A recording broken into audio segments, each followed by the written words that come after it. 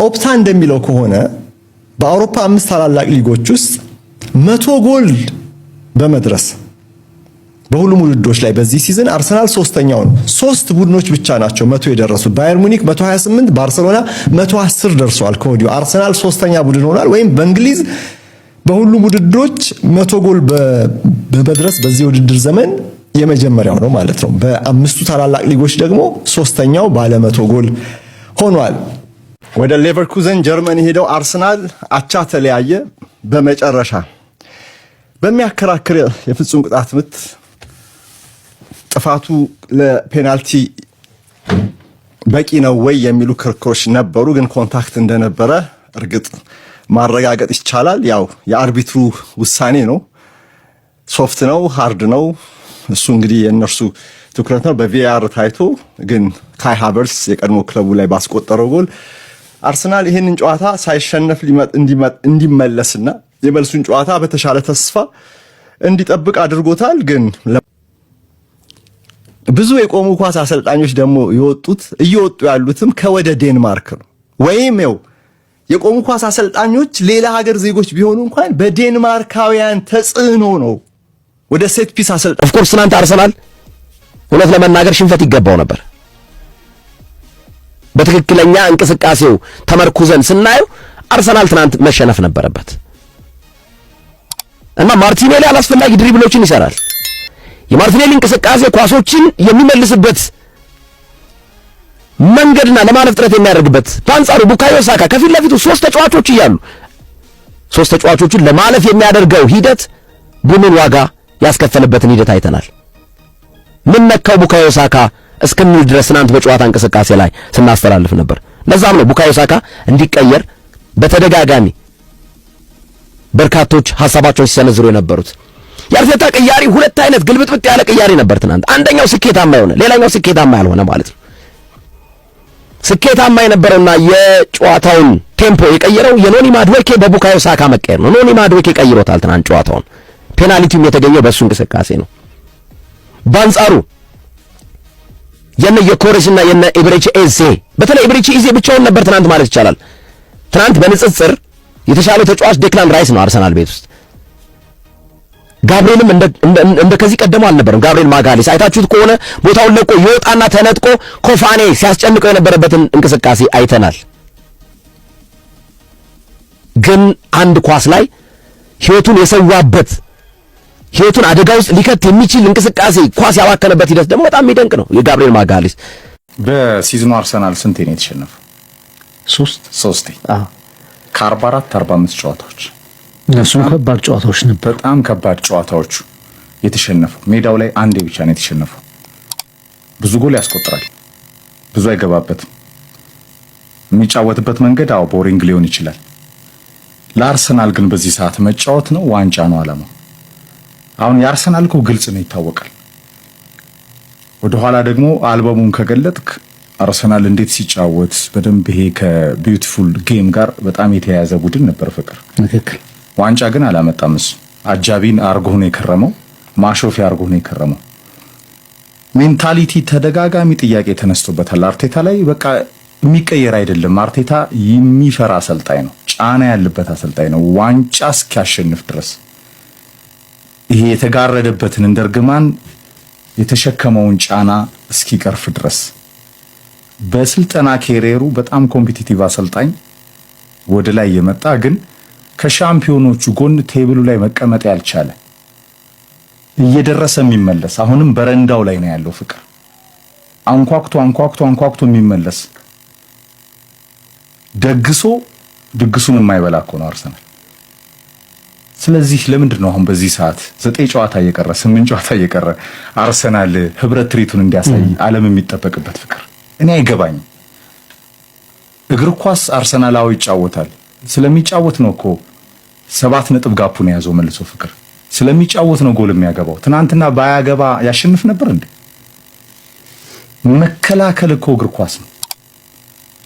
አጥቂዎች ጨዋታዎችን ያሸንፉልሃል፣ ድንቅ ተከላካዮች ዋንጫዎችን ያመጡልሃል። በአርሰናል በስነ ስርዓት እየተተገበረ ነው።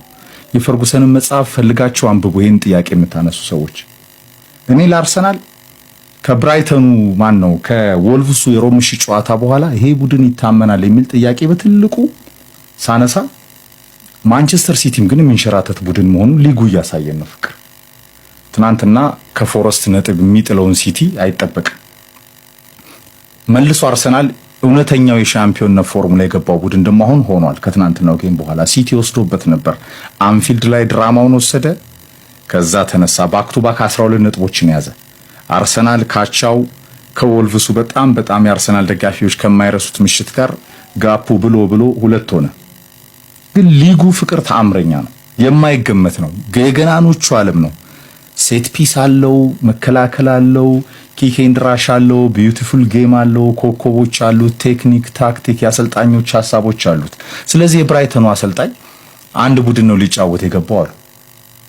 ግን አንድ ቡድን እሺ ተጫወተ፣ ተሸንፈው ወጡ። የተጫወተው አንድ ቡድኑ ነው። እንዴት 3 ነጥብ አልወሰዱ? ያልተጫወተው ቡድን ግን 3 ነጥቡን ወስዶ የ22 ዓመት ጥያቄውን ሊመልስ ፍቅር ከፊት የሚገኘው ሆኗል። እግር ኳስ ይሄ ነው። በጣም አሪፍ ሐሳብ ነው ያነሳው እኮ የአለፈው የቶተናም ጨዋታን ጨምሮ የቶተናም ጨዋታ የአርሰናል ዋና ተፋላሚ አይደለም። ኢቭን ቼልሲም ለኔ የአርሰናል ዲፌንስ ግን አለርት ነው ፍቅር። አርሰናል ዲፌንሱ አለርት ሆኖ ራሱ ግን ይሳሳታል።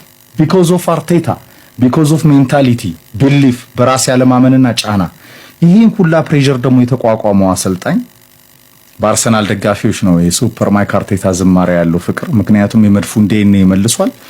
ዋንጫ ካላሸነፍክ ግን በተለይ ዘንድሮ አርሰናል የትም የለም ስንል አርሰናል ቦስ ሆኖ በሲዝኑ ሲቀጥል ፍቅር ከእያንዳንዱ ተጋጣሚዎቹ ፊት በእግር ኳስ መመዘኛዎቹ ሁላ መስፈርት ብታወጣ ጠንካራው ቡድን አርሰናል በመደራጀት በአጋጣሚዎችን በመጠቀም በዲፌንስ በመከላከል ስልት ግን ወደ ጨዋታ ቅኝት ለተጫዋቾቹ የሚሆን አጫወትና ሂደትን በመፍጠር ደረጃ አርሰናል አልተቃኘም። ለሁሉም ተጋጣሚዎች የሚፈራ ቡድን ሆኗል፣ የሚጨነቅ ቡድን ሆኗል። ይሄ ጭንቀቱ የፕሪሚየር ሊጉን ዋንጫ 2 ጆሮዎች እስኪዝ ድረስ እንዳትጠራጠሩ ይቀጥላል። አስቸጋሪ ጨዋታ ነበር በጣም። አንደኛ እኔ በካስፐር ሂልሙንድ ቡድን በብዙ ተጫዋቾች ለቀውባቸዋል እንደምታውቂው። በቅርብ ጊዜ ቻቢ አሎንሶ ብቻ ሳይሆን ፍሎሪያን ቬት፣ ኤድሞንድ ታፕሶባ፣ ግራኒት ዣካ፣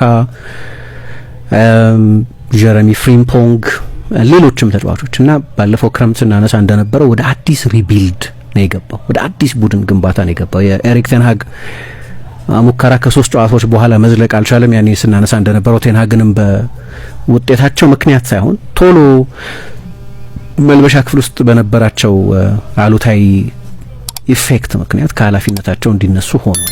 ከዛኚህ የ2021ን የዴንማርክ ብሔራዊ ቡድን የሰሩት ሰው ሴሚፋይናል ድረስ ሄደውን በእንግሊዝ ኪሸነፍ ድረስ ያንን በጣም ኤክሳይቲንግ ቡድን የገነቡትን ሊያውም ያንን የክርስቲያን ኤሪክሰንን የሚያስደነግጥ ሁኔታ የተቋቋመውን ቡድን የገነቡትን ካስፐር ሂልሙንድን ነው አሰልጣኝ አድርጎ የሾመው።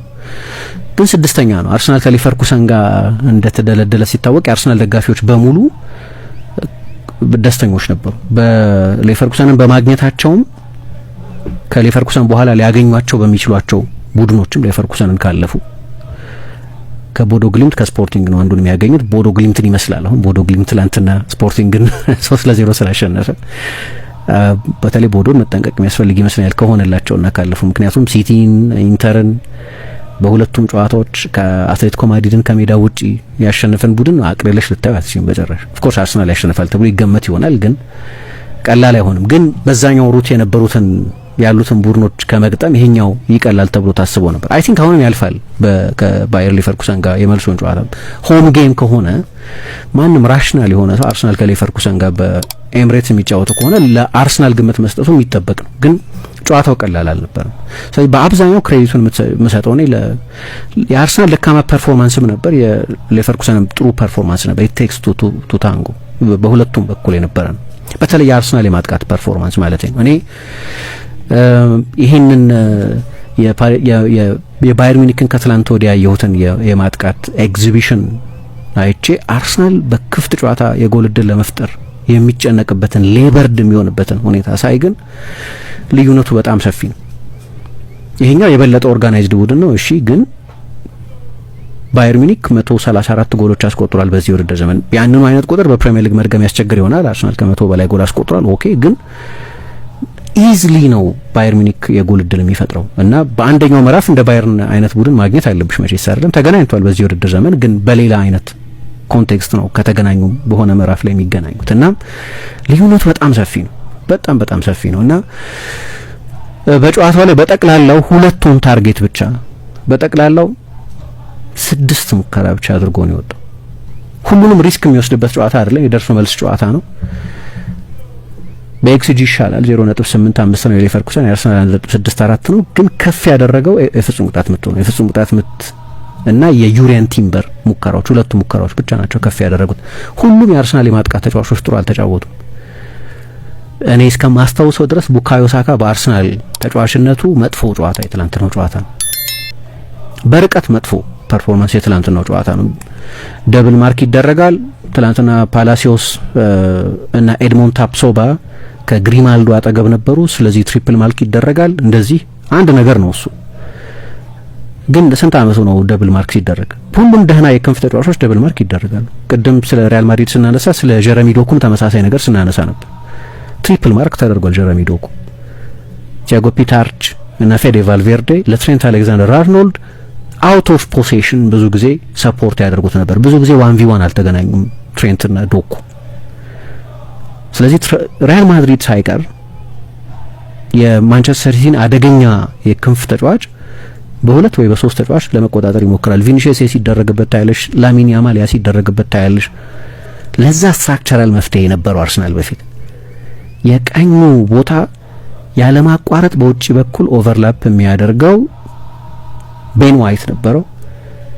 የቀኝ ሀፍ ስፔስ ላይ ብዙ ጊዜ የሚጫወተው ማርቲን ኦዴጋርድ ነበረው።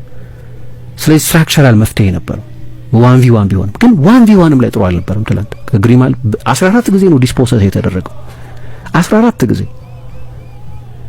ከዛ በግራ በኩል ጋብሪኤል ማርቲኔሊ ነበር ትላንትና ለአርሰናል ጎል ለማስቆጠር ተቃርቦ የነበረው እሱ ነው፣ ብረት መልሶበት ስለነበር የመጀመሪያ አጋማሽ ላይ።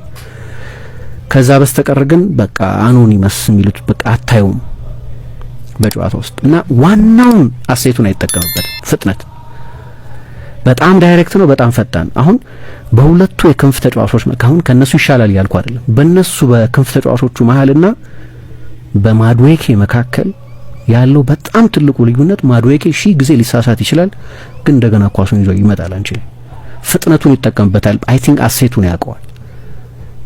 ከነሱ የተሻለ ተጫዋች ነው እያልኩ አይደለም፣ ግን በዚህ ኮንቴክስት ቲየሪ ኦንሪ አናላይዝ ያደርገው አስታውሳለሁ። ጋብሪኤል ማርቲኔሊ ከአብዛኞቹ ከ90% ፉል የአርሰናል ፈጣኑ ተጫዋች እሱ በየአመቱ በሚደረገው የ50 እና የ100 ሜትር የፍጥነት መለኪያ ውድድሮች ለ5 ለ6 አመት የአርሰናል ፈጣኑ ተጫዋች እሱ።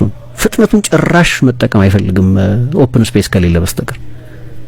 ከቀኝ ፉልባክ ጋር ከተገናኘ ከ90% በላይ የሚሆኑትን ፉልባኮቹን በስፒዱ ብቻ ማለፍ ይችላል። እንደው ትሪከሪ አይደለም፣ ላሚን ያማልን አይደለም ወይ እንደዚህ አይነት ችሎታ የለውም ይሆናል፣ ግን ያንን ዋናውን ፖቴንሻሉን አይጠቀምበትም።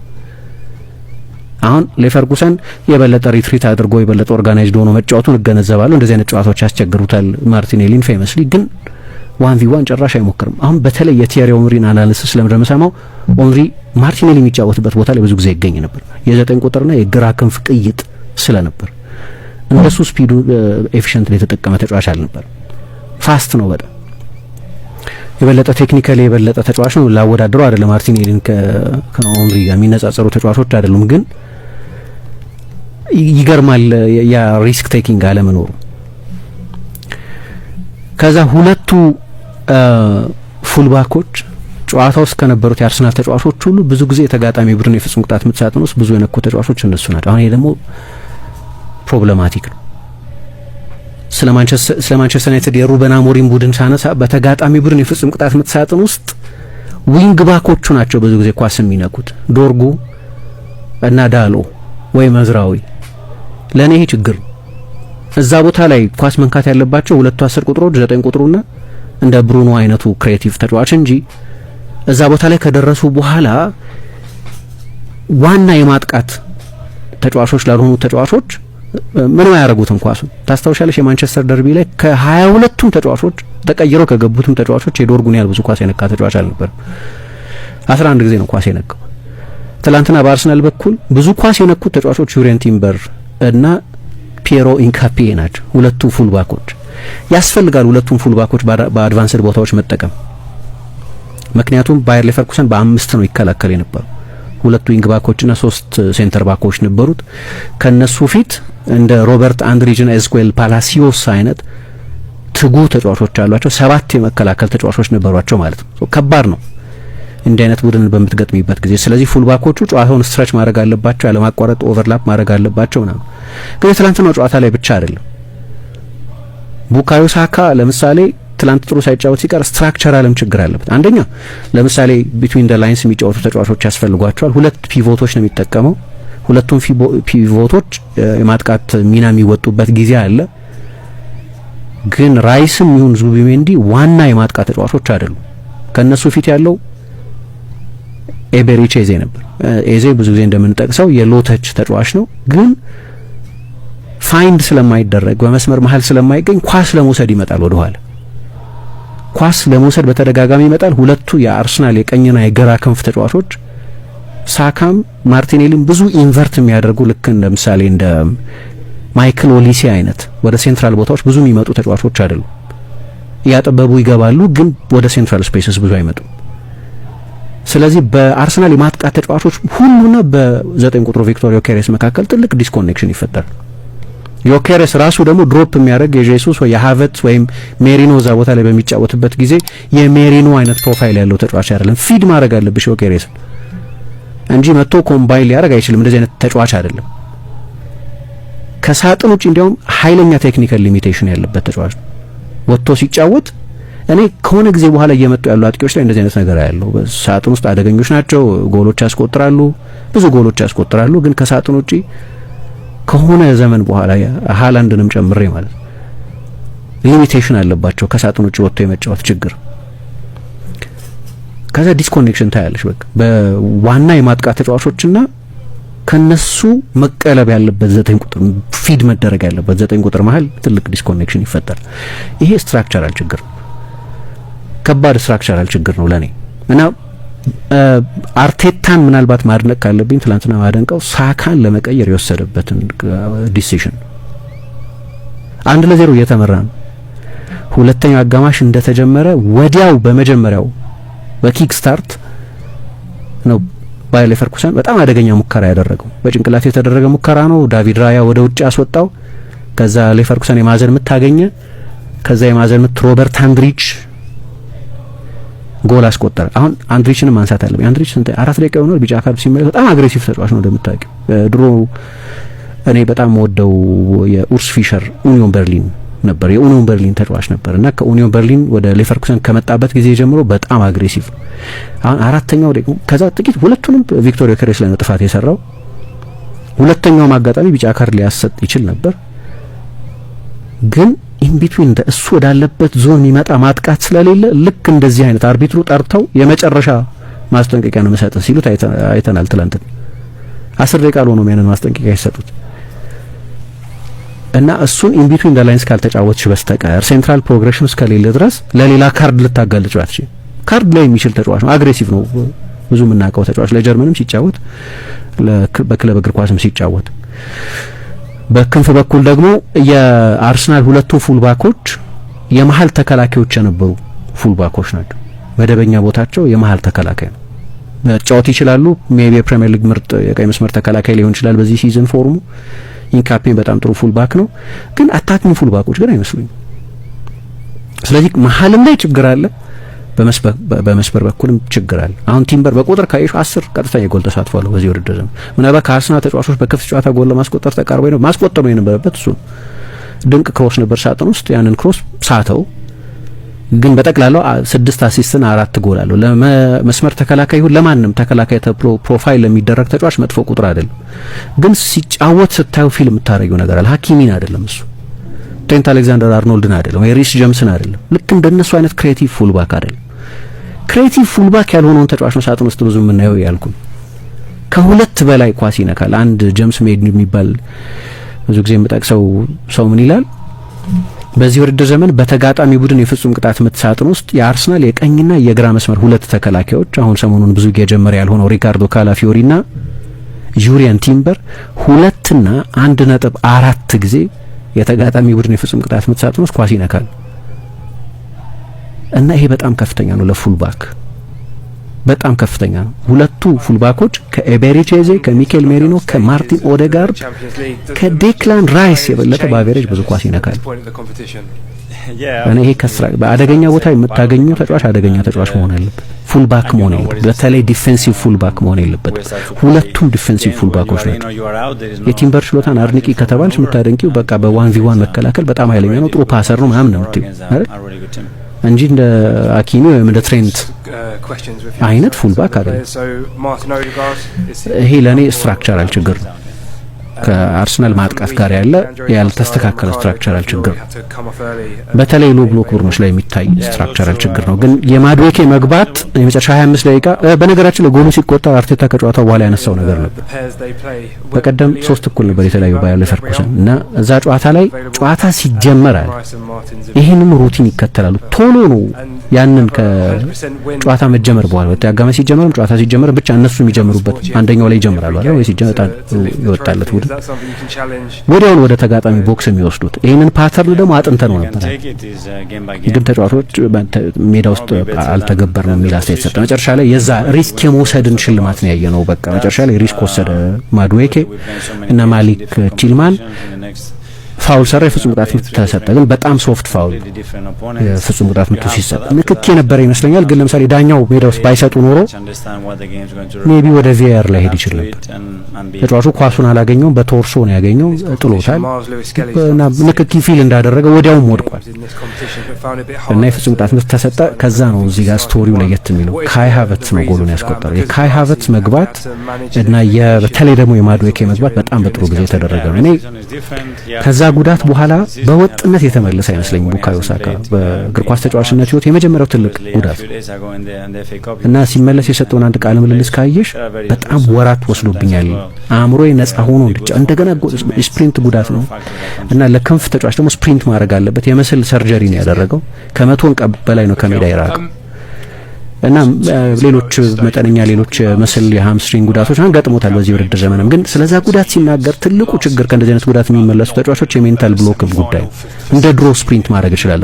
ብዙ ጊዜ ሲሮጡ ስለሆነ ጡንቻቸውን የሚያማቸውና እሱንም ሲናገር ነበር። እንግዲህ ሌሎች ምክንያቶች ይኖሩት ይሆናል። ሳካ በጭራሽ እኔ እንደ ልብ 90 ደቂቃ መጫወት ያለበት አይመስለኝም። አሁን ማድዌኬ ከልክ በላይ ጥሩ ኦፕሽን ነው ከነ ድክመቶቹ ማለት ነው።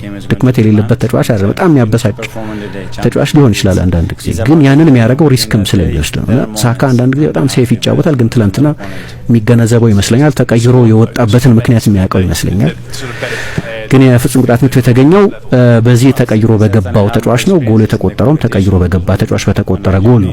ካይ ሃቨርትዝ በጣም ነው የሚወደደው በሌቨርኩሰን ከ11 ዓመቱ ጀምሮ የሌቨርኩሰን አካዳሚ ውስጥ የነበረ ከ150 በላይ ጨዋታዎች ያደረገ ከ100 ሚሊዮን ዩሮ በላይ ያስገኝላቸው ነው። ቼልሲ ሲሄድ አድኦንሱን ጨምሮ ወደ 100 ሚሊዮን አካባቢ ይጠጋል የተከፈለበት ገንዘብ እና ሲሞን ሮልፌስ የሚባለው ያኔ ከሃቨርትዝ ጋር ለጥቂት ጊዜያት አብሮ የተጫወተው አሁን የባየር ሌቨርኩሰን የስፖርት ዳይሬክተር የሆነው ሰው ምን ይላል? በሃቨርትዝ ገንዘብ ነው የቡንደስሊጋ አሸናፊ ቡድን የገነባ ነው። ስለዚህ ሜዳ ውስጥ በጣም ጠቅሞናል፣ ሲሸጥም ጠቅሞናል እና በጣም ነው የምንወደዋል። እንደኔ ደግሞ አብሮት የተጫወተ ዲሲፕሊኑን ጥረቱን ሁሉ ለሚያይ ሰው ያገኛቸው ስኬቶች በሙሉ የሚገቡት ነው። ቻምፒየንስ ሊግ ፋይናል ላይ ጎል አስቆጥሯል። የክለቦች ዋንጫ ፋይናል ላይ ጎል አስቆጥሯል። ጤነኛ ከሆነ የጀርመን ብሔራዊ ቡድን የመጀመሪያ ተመራጭ ነው። ለአርሰናል ይጫወታል። ያ ሁሉ ይገባዋል። ስቴዲየም ውስጥም ገና ጨዋታው ከመጀመሩ በፊት የባየርን ሌሎች ሹማምንት እና ሮልፌስን ጨምሮ ትልቅ ፎቶግራፍ ያለው ስጦታ ምናምን ሰጥተውት ነበር። ስቴዲየም ውስጥም እንኳን ተመለስክ የሚል ትልልቅ ጽሁፎች አይተናል። ለሱም ለፒየር ወይንካፒም ለሌላ የቀድሞ የሌቨርኩሰን ቴክኒካሊ የሌቨርኩሰን ተጫዋች ነው። አሁንም በውሰት ስለሆነ ለአርሰናል እየተጫወተ ያለው ግን በቋሚነት አርሰናልን ይቀላቀላል ተብሎ ይጠበቃል እና ምን ይላሉ ሌቨርኩሰን የአካዳሚ ተጫዋቾች ሁሉ ምርጡ ተጫዋች የሚሉት እሱ ነው። ፍሎሪያን ቪርትዝ በቅርብ ጊዜ ነበር እዛ አካዳሚ ውስጥ ከሱ በበለጠ ገንዘብ ተሸጧል። ከሱ የበለጠም ስኬት አለ። ቡንደስሊጋ አሸንፏል፣ ዴፍቢ ፖካል አሸንፏል። ልዩነቱ ግን የመጀመሪያ ጨዋታውን ያደረገው ለሌቨርኩሰን አይደለም። የሌቨርኩሰን አካዳሚ ተጫዋችም አልነበረም፣ ከኮን የመጣው ብዙ ውዝግብ ነበር ኮንና ሌቨርኩሰን ስለማይዋደዱ ማለት ነውና የፍጹም ቅጣት ምት ጎሉን አስቆጠረ እና ደስታውን አልገለጸም እንደምትጠብቂው። እግር ኳስ ነው ይሄ እንግዲህ። ግን አዝኛለሁ አለ ሌቨርኩሰን ላይ ጎል ካስቆጠረ በኋላ ያው ከዚህ ክለብ ጋር ባለው ሴንቲሜንት ምክንያት ማለት ነው። ለኔ ግን ሃቨርትዝ ጤነኛ ከሆነ ከጉዳቱ ከተላቀቀ ከዚህ እስከ ውድድር ዘመኑ መጨረሻ ድረስ በተቻለ መጠን በትልልቅ ጨዋታዎች ሃቨርትዝ ነው መጫወት ያለበት ነው የኔ አስተያየት። ከማንም ያርሰናል ከዮኬረስም ከጄሱስም አርሰናል ካሉት አማራጮችም ሁሉ። ምክንያቱም እኔ በጣም ኢንትረስቲንግ ተጫዋች ነው ብለው እኔ ከኔ ፌቨራይት ተጫዋቾች መካከል አንደኛው ነው። ለምን ፌክ ናይን ነው ግን ዱዌሎች ማሸነፍ የሚችል ፌክ ናይን ፊዚካል ነው። ወደ ኋላ እየተመለሰ መጫወት ይችላል። በዲፕ ብሎክ መጫወት ብትፈልጊና እንደ ምንድነው እንደ ፕሬሸር ሪሊቨር ቫልቭ የሚሉት አለ ማሳረፊያ ነገር አድርገሽ መጠቀም ብትፈልጊ ከግዙፍ የመሀል ተከላካዮች ጋር ጀርባውን ለጎል ሰጥቶ ኳስ ማውረድ ይችላል። ቴክኒኩ ጥሩ ነው። ጎሎች ማስቆጠር ይችላል። የሃላንድን ያህል ወይም የኤምባፔን ያህል የሃሪኬንን ያህል ጎሎች ሊያስቆጥር ይችላል። እነሱ አውት ኤንድ አውት 9 ናቸው። እሱ እንደነሱ አይደለም። ግን ለአርሰናል በጣም ጥሩ አማራጭ ይመስለኛል። እንዲያውም ጥሩ ዜና የሚመስለኝ ለ3 ሳምንት አሁን ያለምንም ችግር ልምምድ ሰርቷል ብሏል። ይሄንን ማድረግ አልቻለም ነበር እስከ ቅርብ ጊዜ ድረስ። 2 ጊዜ ሰርጀሪ አድርጓል። ለሱም እንደ ሃቨርትዝ እንደ ሳካ ሁሉ ባለፈው ፌብሩዋሪ የገጠመው ጉዳት በእግር ኳስ ተጫዋችነት ታሪኩ የመጀመሪያው ትልቅ ጉዳት ነው። በሌቨርኩሰን በኩል እኔ አንድ በጣም ደስ ያለኝ ተጫዋች አለ ኮፋን ከፊት ያለው ልጅ ነው። በጣም ባለፈው ክረምት ካመጧቸው አጥቂዎች መካከል አንደኛው ለዊሊያም ሳሊባ እና ለጋብሪኤል ማጋሌሽ ትልቅ ፈተና ነበር። ሞባይል ነው፣ ታጋይ ነው፣ ሆልድ ማድረግ ይችላል፣ ወደ ስፔስ መሮጥ ይችላል፣ ኳስ መግፋት ይችላል። አንዳንድ ኢንትረስቲንግ ሙከራዎችም ወደ ጎል ያደርግ ነበር። በጣም ጥሩ ተሰጥኦ ያለው ተጫዋች ሆኖ አይቼዋለሁ። ፓትሪክ ሺክ ተጠባባቂ ነበር። የበለጠ ጎል የሚያስቆጥረው ተጫዋች ፓትሪክ ሺክ ነው። የ90 ደቂቃ ተጫዋች አይደለም ተብሎ ይታሰባል ፓትሪክ ሺክ። ግን በነገራችን ላይ ሌቨርኩሰን በአርሰናል ቴክኒክ ነው ጎሉን ያስቆጠረው፣ በማዕዘን ምት ነው ጎል የተቆጠረው እና ቴክኒክ ቦታው ላይ በካስፐር ሆይሉንድና በሆልሙንድ ማለት ነው በሆልሙንድ አሰልጣኙና በኒኮላ ጆቭ መካከል የሆነ ንግግር ሲደረግ አየን። ምን ስትባባሉ የነበሩት አላቸው ጋዜጠኛ። ከጨዋታው በፊት ስለ አርሰናል ሴት ፒስስ ተናግረው ነበር ሰውየውና የአርሰናል የቆሙ ኳሶች ውይይት ናቸው እንደምታውቂው እና ሳጥን ውስጥ የሚፈጠረው ስካፍል አለ። ግን ሁሉም ቡድን የሚያደርገው ግን ጎሉ ሲቆጠር እኛን እየተቸ ነው ብሎ ስለነበር ዩ ዱ ዛቱ እያለ ይመጣ። እናንተ ማን ማያረጋዋል ያንን ማያረግ እና ልክ ነው እኛ ምን እናረጋዋለን እኛ ማን እናረጋው ማላልኩም። ግን የእግር ኳስን አዲሱን ባህሪ ነው የገለጽኩት ሚል አስተያየት ሰጥተዋል። የሚቀጥለው ማክሰኞ የመልሱ ጨዋታ ይደረጋል።